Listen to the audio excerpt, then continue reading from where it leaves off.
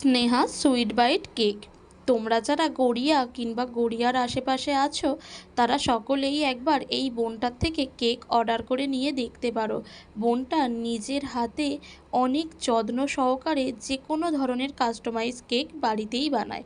শুধু কেক না, চকলেটও বানায়।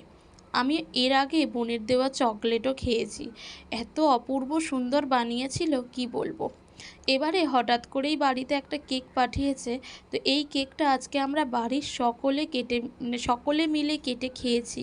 খেয়ে সকলের মুখে একটাই কথা, এতটা সুন্দর।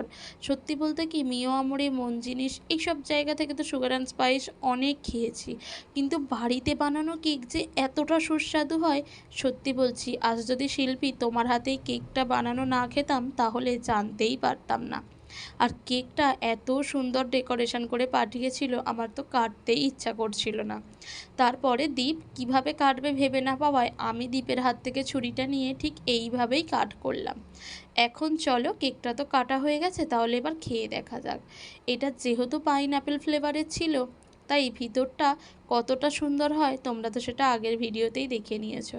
দেখো, পাইনঅ্যাপেল ফ্লেভার যেমন ছিল, ফ্লেভারটা কিন্তু একদম সুন্দর পাইনঅ্যাপেলের মতোই ছিল, আর গন্ধটাও পুরো পাইনঅ্যাপেলেরই ছিল। তোমরা চাইলে একবার অবশ্যই অর্ডার করতে পারো।